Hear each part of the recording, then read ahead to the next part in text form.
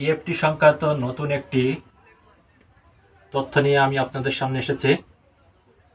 যে সকল শিক্ষকরা এখনও ইএফটির মাধ্যমে বেতন পাননি, সে সকল শিক্ষকরা খুবই চিন্তামগ্ন আছেন যে বেতন আসলে এ মাসে পাবেন কি পাবেন না। শিক্ষকদের বেতন সংক্রান্ত মাসির ইমেজ সেলে থেকে যা জানা যাচ্ছে যে শিক্ষকদের বেতন, যে সকল শিক্ষকরা বেতন পাননি সেই সকল শিক্ষকদের জাতীয় পরিচয়পত্রের সাথে এমপিওর সাথে সঠিক আছে কিনা তা যাচাই করা চলছে। যে সকল শিক্ষকদের জাতীয় পরিচয়পত্র ভুল আছে তাদেরকে জাতীয় পরিচয়পত্র সংশোধন করতে হবে, এমন তথ্য জানিয়েছেন। তবে যাদের খুব সামান্য ভুল আছে, জাতীয় পরিচয়পত্রের সামান্য ভুল আছে, ইএফটির সাথে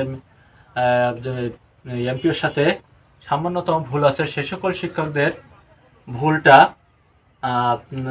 মেনে নিয়েই, অর্থাৎ ইএফটি এটা গ্রহণ করবে। এটা ইএফটি গ্রহণ করার মাধ্যমে আইবিএসের মাধ্যমে এই অর্থটা প্রেরণ করবে। এখন আপনি ভাবছেন এই অর্থটা কবে পাবেন?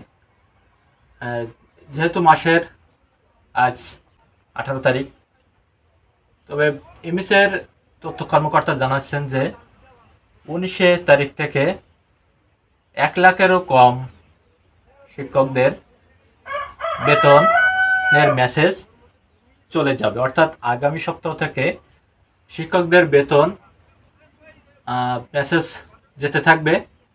এটা 1 লাখ মতো হবে হয়তো, কেননা শিক্ষকদের যে সকল তথ্য যাচাই বাছাই চলতেছে তা সম্পূর্ণ এখনও তথ্য যাচাই বাছাই শেষ হয় নাই।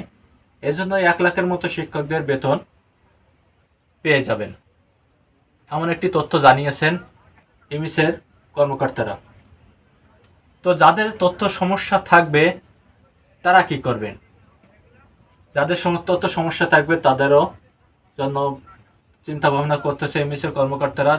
যাদের তথ্য সমস্যা থাকবে তাদের পরবর্তী ধাপে, তৃতীয় ধাপে তাদেরকে এ সকল সংশোধন এবং প্রয়োজনীয় ব্যবস্থা গ্রহণের জন্য সে সকল তথ্য সংশোধন করতে হবে, এমন নির্দেশনা তারা দিবেন।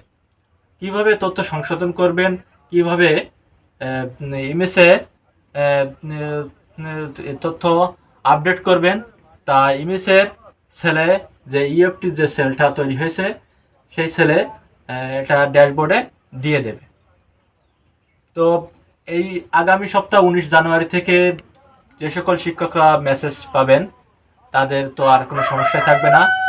1 লাখেরও কম শিক্ষকদের এই ইমিসের মাধ্যমে, ইএফটি এর মাধ্যমে বেতন যাবে, অর্থাৎ মেসেজ যাওয়া শুরু করবে। তো আপনারা আর একটু ধৈর্য ধরুন, অপেক্ষা করুন। 19 জানুয়ারি থেকে যে সকল শিক্ষকরা মেসেজ পাচ্ছেন তারা তো সত্যি সৌভাগ্যবান, অর্থাৎ কোনটা বেতনটা পেয়ে যাবেন। এবং যাদের তথ্য ভুল ত্রুটি আছে তাদের তথ্য যাচাই চলতেছে। তথ্য যাচাই শেষ হলে ইমিস একটা পদক্ষেপ নেবে বা ইমিস একটা তথ্য সংশোধনের জন্য কার্যকরী ব্যবস্থা গ্রহণ করবে। সে পর্যন্ত অপেক্ষা করুন।